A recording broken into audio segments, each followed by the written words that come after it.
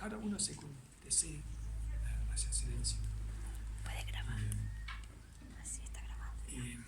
Normalmente se comienza con el inicio, ¿no? Voy a comenzar con el final. Y es lo que un gran testigo de esos acontecimientos ha vivido aquí, el padre Luis María Andreu. Tal vez habrán escuchado ese nombre. Es el testigo que murió de alegría. Y él vino aquí, a este lugar, celebraba la misa con mucha unción, con gran recogimiento. La gente se daba cuenta que era algo muy especial. Y porque vino aquí, él escuchaba también, como tantos otros, de las apariciones. Y quería ver qué hay de verdad en eso, ¿no? No era crítico o escéptico, pero tampoco no así demasiado, digamos, de sentimientos, de euforia, sino quería comprobar un poco qué será, qué habrá de verdad aquí, ¿no? Y entonces, cuando se daba el fenómeno de una manifestación de la Virgen, de pronto se escuchaban los gritos, milagro, milagro, milagro, milagro.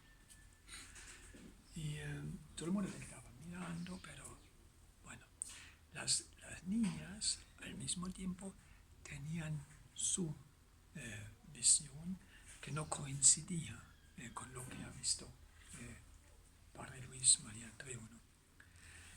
Cuando el padre luego regresaba con un amigo que llevaba en coche, decía una y otra vez, vaya, qué buena madre tenemos al cielo. Hoy es el día más feliz de mi vida, me siento tan feliz, ¿no? Y no se cansaba de repetir lo mismo. Y de pronto hubo un gran silencio. Y el chofer que manejaba el coche me quedaba mirando y el padre tenía así la mirada fija, pero ya no se movía. Y paraban y solo podían constatar que el padre había muerto, ¿no? Llevaban rápidamente a un centro de salud, ¿no? Una hermana cogió el pulso, ya no vivía. ¿El mismo día que vio a la Virgen o el día siguiente? No, el mismo. O sea, el mismo día. En el regreso. Él estaba aquí ya a horas de la noche, ¿no? Sí. Entonces regresamos. Y entonces, de ese centro de salud lo llevaban donde los médicos que lo examinaban, ¿no? Y ellos solo podían constatar que murió a causa de una fuerte emoción. Y esa emoción, pues, es evidente, la alegría, no podía, o sea, tenía una alegría tan grande, ¿no? Que no podía caber en sí, ¿no? Y bueno, si nos preguntamos qué es lo que habrá visto, ¿no? Ni siquiera es tan difícil de saberlo, ¿no? Porque habían dos elementos que constituían su primer mensaje. Uno, la Virgen, la bondad de la Virgen y la alegría. La Virgen y la alegría. Y habla de un milagro, ¿no? Y este milagro también jugaba un gran papel en el mensaje de las apariciones dados a los 4 videntes en el lapso de 3 años, de 1962 hasta 1965, supuestamente unos 2000 apariciones, 2000 en ese tiempo, ¿no? Ya bastante, ¿no? Y entonces ahí también juega ese es lo último, ¿no? Entonces,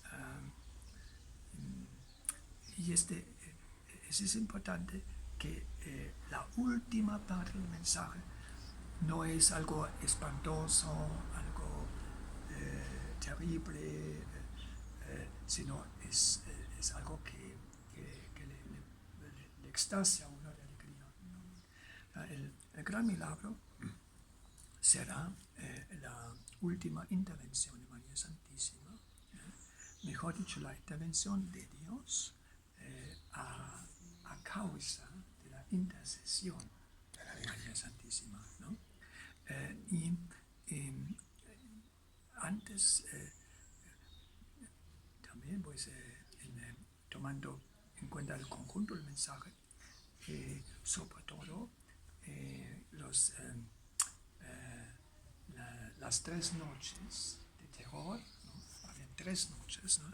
En que la niña dio unos gritos, expresaba un espanto,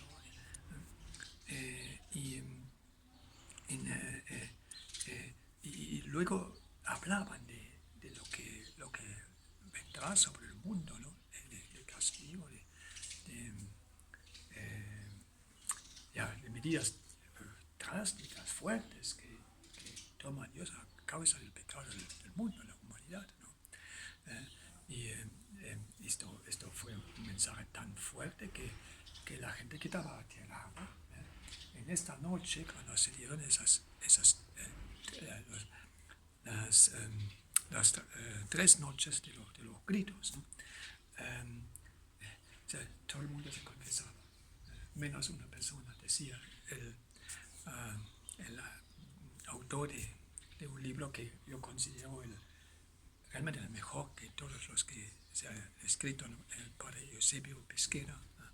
Él ha escrito un libro muy profundo, un padre capuchino, ya falleció, con gran entendimiento espiritual, ¿no? No solamente resume los hechos, sino también los interpreta, y muy acertadamente, ¿no? Entonces, eso es importante, ¿no? Que el mensaje de Garabandal es un mensaje de esperanza, un mensaje de alegría, ¿no? Que nos asegura de lo más importante, ¿no? Que a la final todo termina con bien, todo termina con bien, y no de cualquier manera, sino de una forma impresionante, ¿no? Y a causa de la intervención de María Santísima, que intercede por esta humanidad tan perdida, ¿no? Lo cual Dios le hace intervenir a Dios, que pone todo en su sitio, ¿no? Entonces, otros elementos que juegan un papel, ¿no? Primero se van a dar ciertos signos visibles que hacen pensar que Dios existe, que Dios espera una respuesta de la humanidad, ¿no? Entre esas medidas, quizás la más interesante será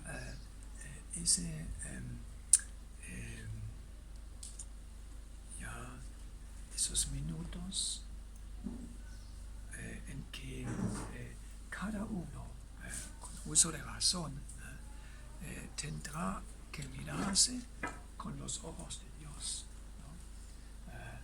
Y bueno, ¿qué será eso, ¿no? O sea, mirándolo con profundidad, ¿no? Será la medida más grande de la misericordia divina, ¿no? Será la culminación de los mensajes de misericordia que se ha dado desde Santa Teresita del Niño Jesús, Sor Faustina, y etcétera, ¿no? hasta hoy. Pero eso sería todavía más fuerte, ¿no? ¿Por qué? ¿Por qué? Bueno, pues, ¿qué es eso?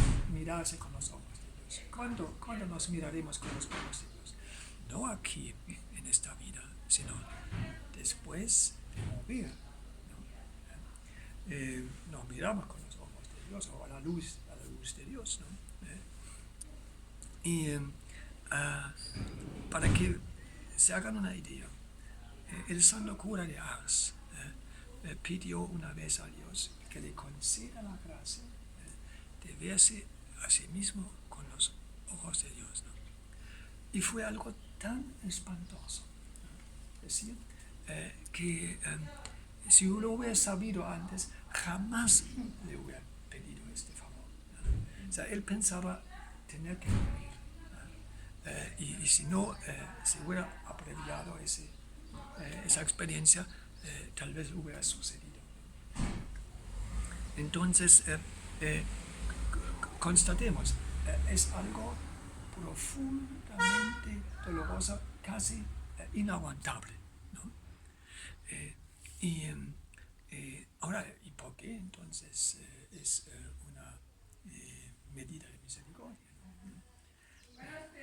Esto, lo que pasa a las almas del purgatorio, ¿no? Esto se nos concede a nosotros aquí en la tierra, y por entonces con la posibilidad que las almas no tienen. Ellas se ven y ahí quedan o están salvados o están condenados, pero ya no pueden hacer nada por sí mismos, ¿no? Nosotros sí. O sea, si Dios da esta gracia, ¿no? Entonces es algo muy doloroso. Y dice Conchita, ¿no? Al darse esa medida, algunos, los buenos, tendrán alas para llegar a la santidad, ¿no? O sea, les duele todo, pero les estimula y les pues, anima a conquistar la santidad, ¿no? Los otros, pues, también pues, van a cambiar, van a purificarse, ¿no? Algunos morirán. La medida en sí no es para morir, ¿no? No es para morir, pero algunos morirán, ¿no? Y es cuando su vida contrasta demasiado con pues, las expectativas de Dios para con nosotros, ¿no? Se lleva una vida deliberadamente mala, ¿no? Y ofendiendo a Dios, con el corazón endurecido, etc., ¿no? Pueden morir también, ¿no? Y entonces, imaginándonos esta medida intensa, habrá después un eco, una reacción. Y de acuerdo a cómo será esa reacción, será también el castigo, ¿no? Que sobrevendrá sobre la humanidad, ¿no? Y en eso se ve también como esto no se está determinado automáticamente, sino depende de nuestra respuesta, ¿no? O sea, esa respuesta puede ser bastante favorable, puede ser también negativo o de muy pocas personas, ¿no? Entonces, pero sin embargo, este impulso será el más fuerte, el más intenso que Dios hubiera concedido a la humanidad para convertirse, ¿no? Y ahí se verificaría, ¿no? que Dios es misericordioso, ¿no? Pero es cierto también, Dios es un Dios justo, ¿no? Y no hagamos lo que queramos, vamos a llegar todo al cielo. Esto es una burla de Dios, ¿no? Eso no funciona, ¿no? Pero sí, esto es en breves palabras. Entonces, a la final, todo va a estar en una situación como si todo estuviera perdido. El enemigo serpiente parece triunfar, parece haber ganado todo el terreno, y entonces Dios tendrá la última palabra, ¿no? Si miramos bien lo que sucede ahora, en eso veo también un poco el impacto de ese mensaje, ¿no? Si miramos bien, sucede hoy en dimensiones universales lo que ha pasado con nuestro Señor Jesucristo, ¿no? Lo que pasaba en esos 2000 años, la iglesia evangelizando, etc., ¿no? Está ahora entrando también en su Viernes Santo, ¿no? Viernes Santo, ¿no? Pero y ahí sucede igual que el caso de Jesús, nadie daba ya nada por Jesús, salvo María. María al pie de la cruz, ¿no? Ella nunca perdió la esperanza, ¿no?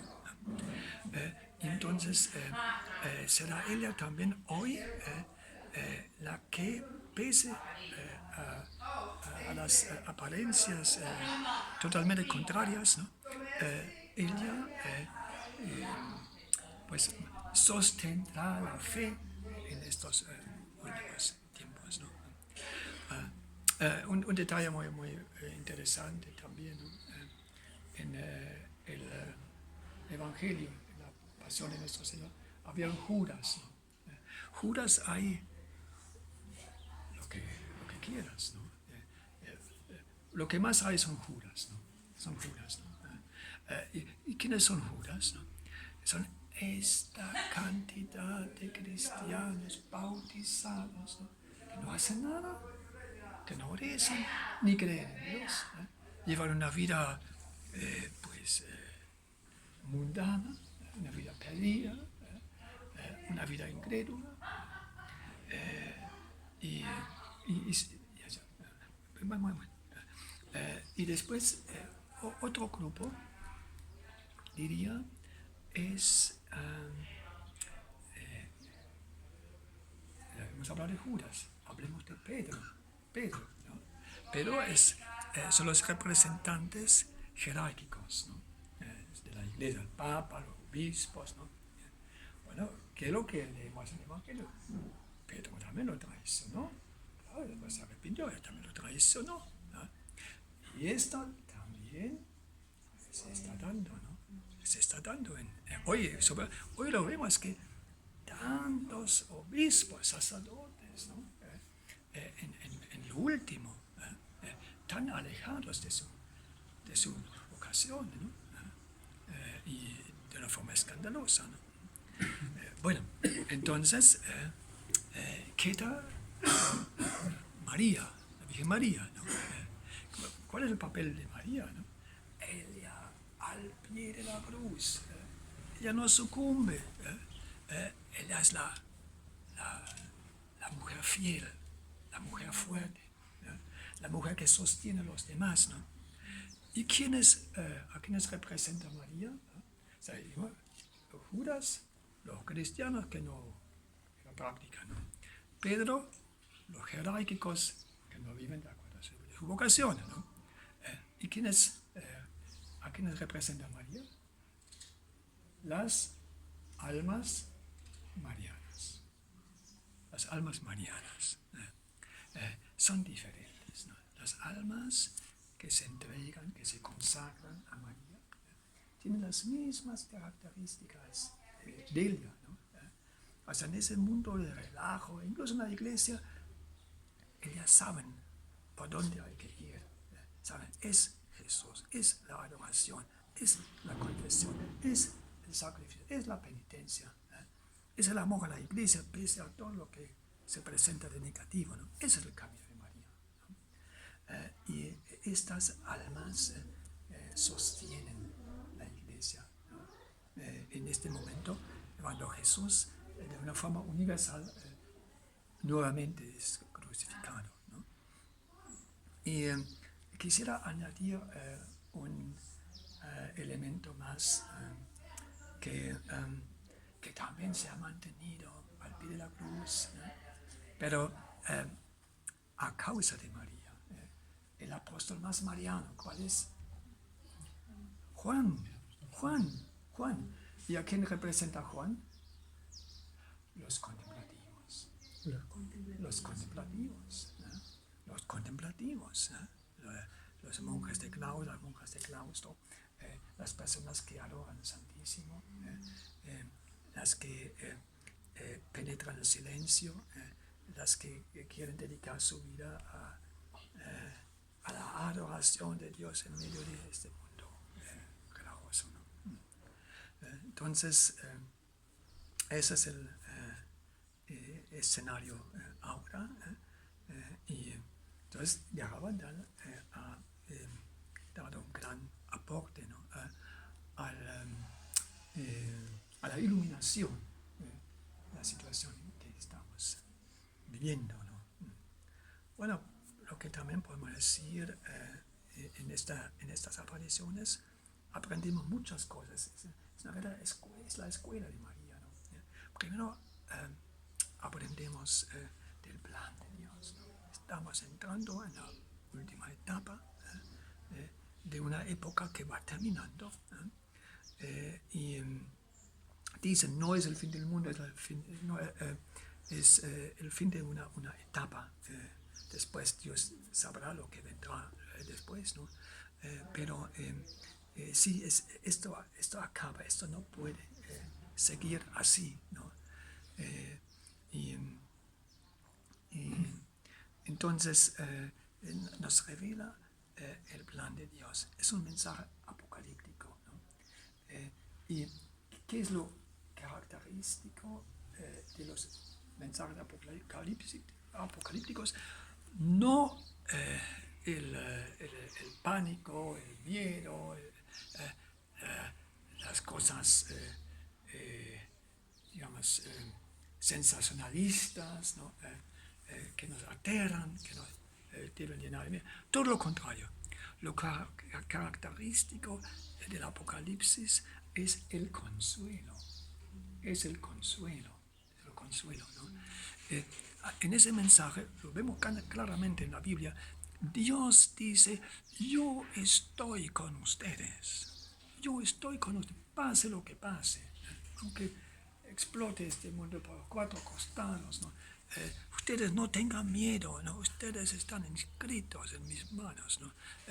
Nadie puede arrancarlos de ahí. Ustedes son mi propiedad, ¿no? Eso es el mensaje apocalíptico, ¿no? Que también de estas apariciones prevalece ese aseguramiento de la protección de Dios de los que tenemos fe, confianza en Dios, ¿no? Y eso tampoco no será mucho. O sea, Jesús mismo lo dice en el Evangelio.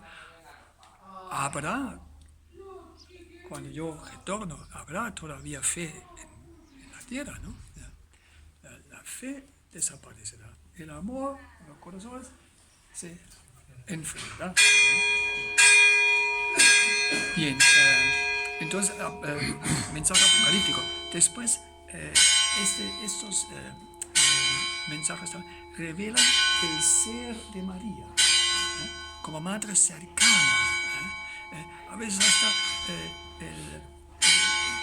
da emoción ver el trato que ella tiene con las niñas, un trato familiar, un trato amoroso, ¿no? Ella es nuestra buena madre, ¿no? Después también el mensaje eucarístico, el ángel que le da la comunión a Conchita, ¿no? No en la mano, ¿no? Sino, o sea, ¿por qué es importante eso? Estamos asistiendo a una pérdida gradual de la conciencia, de la presencia real de Cristo en la Eucaristía, ¿no? Es alarmante, ¿no?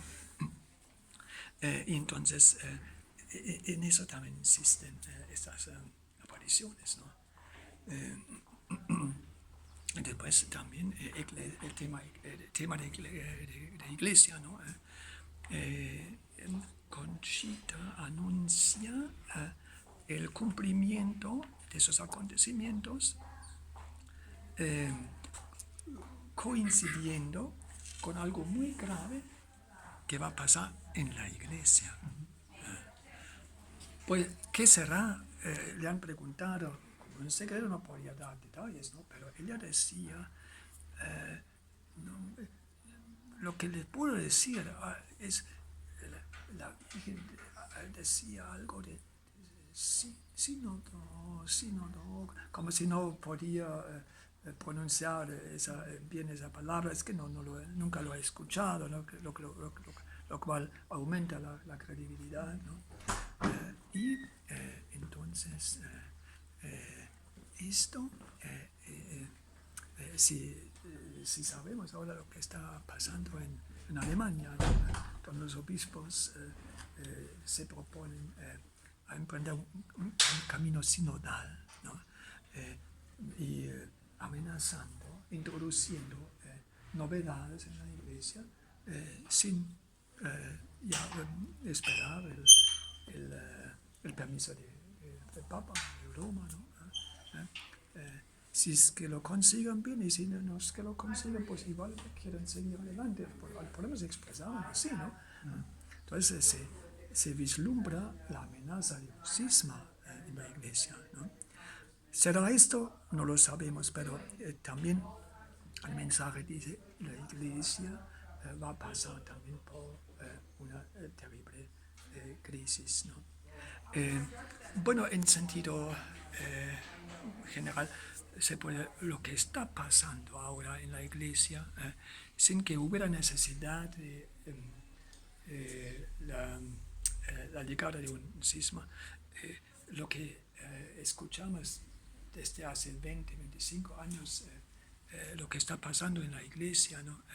Y que nos está pues costando la credibilidad, la confianza de la gente. Eso en sí ya es un escándalo, ¿no? Y eso en sí, pues, se puede decir, es parte de una crisis que quizás sea la más grave desde que existe, ¿no? Y todavía no sabemos, todavía no hemos llegado al otro lado del túnel oscuro, ¿no? No sabemos lo que vendrá todavía, ¿no?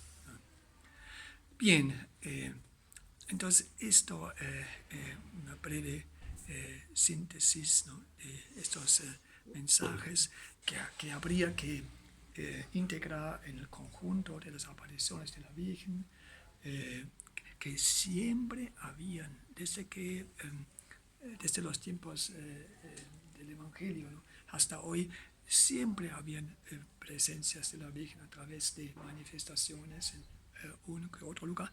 Sin embargo, son de distinguir de las apariciones con carácter universal, ¿no? Las primeras de esta índole eran las de Guadalupe. El 1531. Y después comenzó, pero masivamente, ¿no? 1830, ¿no? Rüdibac, ¿no? Después 1846, La Salette, ¿no? Después viene 1858, Lourdes, ¿no? Fátima, y hoy en todas partes del mundo, ¿no? Y hay entra también Caravana, ¿no? Interesante es también, tomando en cuenta las apariciones de Akita, de Japón, ¿no? De las que decía el Papa Benedicto XVI, entonces Cardenal Ratzinger, que son la continuación del mensaje de Fátima, ¿no? Después sí, donde dice, es uno de los mensajes más drásticos que hay, ¿no? Fuego caerá del cielo, si es que no hay condenación, ¿no? Y gran parte de la humanidad morirá, ¿no? O sea, es una visión de convertirse el planeta en un gran cementerio, ¿no?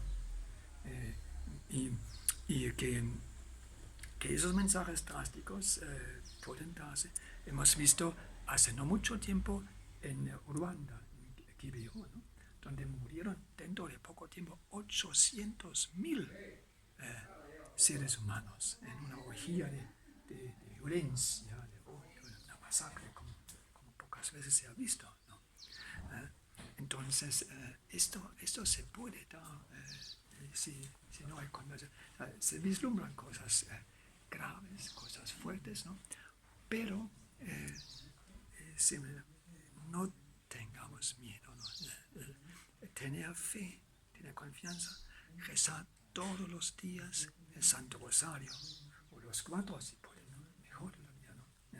Confesarse regularmente, ¿no? Una vez al mes, decía la Virgen Fátima, pues otros lo hacen semanalmente, que es una maravilla, ¿no? Después, pues la Santa Eucaristía, si se puede celebrar a diario, pues es un privilegio, es un regalo, no hay que mirar el aspecto del cumplimiento. Tenemos que ir los domingos. No, cada día debemos ir a la Santa Misa, ¿no? Y sobre todo, en estos tiempos, y con eso quiero terminar, no nos dejemos quitar la alegría de la fe. ¿No? La prensa no quiere, mira, esa iglesia no vale para nada. Tú quieres ser católico, pero mira los padres, mira los obispos, el papa, ¿no? Déjales hablar. Tú, como decía Santo Nicolás, si quieres servir a Dios, no tienes que preocuparte de nadie. Déjales hablar. Tú sigue a Dios. Tú estés seguro de lo que haces y no te equivocas. No te equivocas. ¿No? Y cuando más haces esto, Dios te ayuda a aumentar dentro esa seguridad. Estamos destinados hoy, los que queremos todavía, ser una roca, ser un faro de luz para mucha gente que tiene buena voluntad, pero están confundidas, mucho confundidas, no saben, ¿no? Pero esperan una respuesta, están abiertos, ¿no? Pero necesitan que le den razones para seguir creyendo. Entonces, aquí había una pregunta. Y la segunda cosa era señalar un lugar de aparición mariana que se dio en Egipto, que se llama Zeitun. Zeitun. No recuerdo bien el año, no sé si fue al final de los 50 o comienzo de los 60. Un poco más. Sí. Y la otra cosa era preguntar cuando en los mensajes de Garabandal se alude, bueno, Conchita dice que la Virgen le ha dicho a ella que muchos cardenales, obispos, sacerdotes se extraviarán y arrastrarán con ellos a muchas almas. Pues preguntar si usted considera que eso entra dentro de lo que en la interpretación sobre muchas profecías que hablan de los tiempos finales, incluido el Apocalipsis, se denomina la gran apostasía. Por supuesto. Estamos invitados a interpretar los signos de los tiempos, ¿no? Y sin pretender saber con exactitud el tiempo, la hora, el día, ¿no? Pero así, todo, el mismo Papa Benedicto decía, hace muchos años, si hay un libro que tiene una actualidad especial de las Sagradas Escrituras hoy, es el Apocalipsis. Eso es verdad, debemos meditar el Apocalipsis, pero entenderlo bien, como más antes un poco trazar unas pautas de interpretación. Y lo de Zeitun también es importante. En Líbano hay un santo que es un santo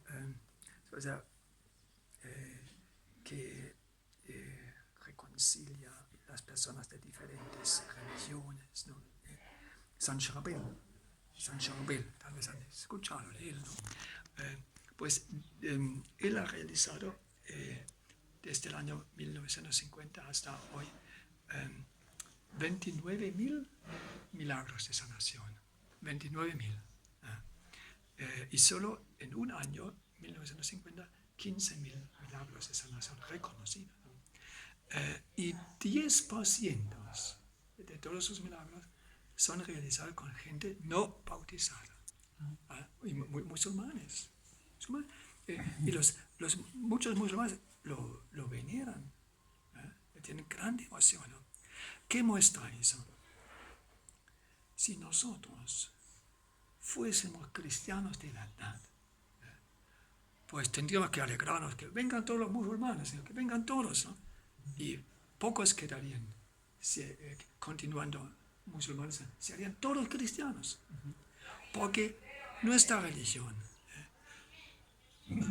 no tiene ninguna rival, nadie puede competir con la fe, con la religión cristiana, es la religión del amor. ¿No? Les voy a dar un ejemplo. El evento guadalupano, cuando vieron a María Santísima, que representa, ¿no?, el espíritu del Evangelio, ¿no?, la ternura, la bondad, ¿no?, el descender con humildad al más pequeño, ¿no?, Juanito, mi hijito más pequeño,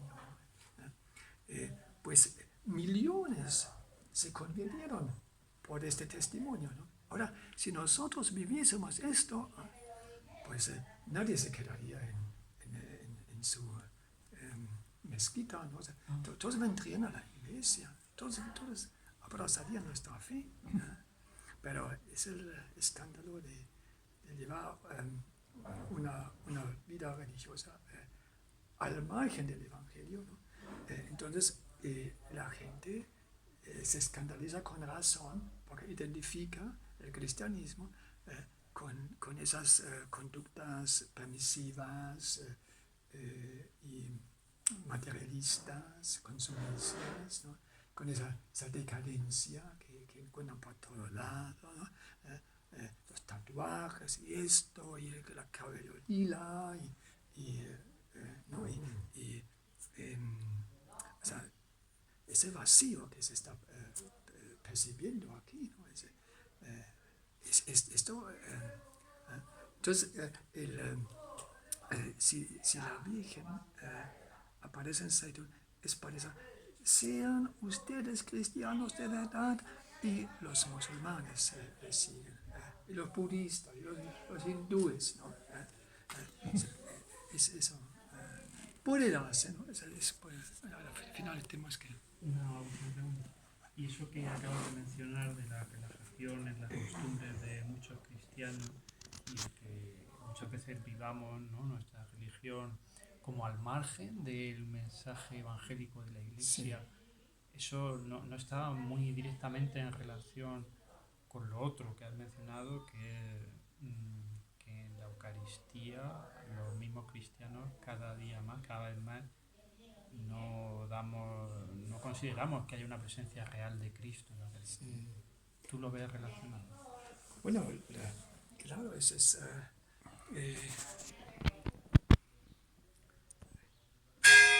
incluso yo diría una de las razones por el declive de la fe en Europa son las muchísimas comunidades sacrílegas. Sacrílegas. ¿Por qué? Pues nadie se confiesa, todo el mundo comulga, y puede estar negociado. Vengan, ustedes son buena gente, cualquiera puede venir a recibir la comunión. O sea, no hay orden, no hay criterios, ¿no? Entonces, si San Pablo dice, el que come y bebe el cuerpo y la sangre de Cristo indignamente, traga su propia condenación. Para mí es una de las razones por qué la Iglesia en Europa está por los suelos, que se ha recibido ese sacramento y lo han, pues, prácticamente echado al suelo. No se puede, es lo más sagrado, ¿no? ¿Y cómo lo estamos tratando? O sea, estamos otra vez pues haciéndole sufrir con una pasión, ¿no? Los mismos cristianos, ¿no? Sí, por eso es importante, ¿no? Lo que dijimos antes, el Papa Benedicto dio un clavo, ¿no? Y también les recomiendo mucho un autor que es una de las figuras más luminosas en la actualidad. Es el cardenal Robert Sarah. ¿Han escuchado de él? Tienen que leer. Robert Sarah es uno de los hombres más santos en la Iglesia, en el Vaticano, ¿no? Él es el responsable del dicasterio de liturgia, ¿no? Y él ha escrito 3 libros: O Dios o nada. El silencio, el poder del silencio frente a la dictadura del ruido. Tercero, quédate con nosotros porque atanes. 3 libros ha escrito, ¿no? En eso ha dicho todo lo que tiene que decir sobre la iglesia de hoy. Tienen que leer. Sara. Cardenal Robert Sarah. S-A-R-A-H. Entonces, claro que existe una relación, ¿no? Y es esto, ¿no? Tenemos que cambiar, ¿no? Mira, yo vengo de Alemania, ¿no? Este fin de semana les he dicho con palabras muy claras, ¿no? Y me han agradecido mucho, ¿no? Estamos haciendo la Eucaristía un show. O sea, los niños tienen que figurar, tienen que ser importantes, ¿no? Y todo tienen que tomar en cuenta, y todo quiere ser participativo, ¿no? Pero nadie quiere adorar, nadie quiere ponerse rodillas. Entran en la iglesia y hablan como si fuesen un mercado, ¿no? Algunos mastican chile, ¿no? Se ríen, y eso, los mismos que frecuentan la iglesia, no saben que cuando entran tiene que adueñarse de ellos como un santo estremecimiento por la presencia de Dios, ¿no? Y entonces el eco de eso es un profundo recogimiento, ¿no? O sea, se está perdiendo la noción de la presencia real de Dios, no solamente en la Eucaristía, sino en la casa, en su casa. Y eso es un problema de fe,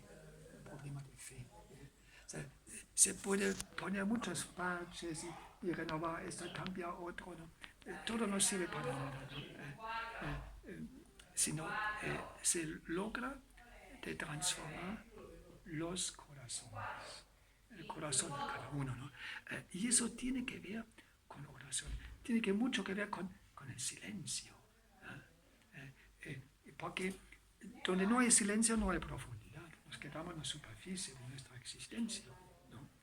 Y donde se da eso, pues somos fácil juego de la manipulación, porque el único que sabe desenmascarar las mentiras muchas veces sutiles del enemigo es el Espíritu Santo. Pero al Espíritu Santo no se accede en la superficialidad, sino en la profundidad. Por eso nosotros en nuestra comunidad damos introducción al silencio. Comenzar con todas cosas tan básicas. Antes de leer la Biblia, silencio. Tenemos cada día 3 horas de silencio, cada mes 3 días de silencio, cada 3 años 40 días de silencio. ¿Por qué es tan importante? Porque si haces bien el silencio, celebras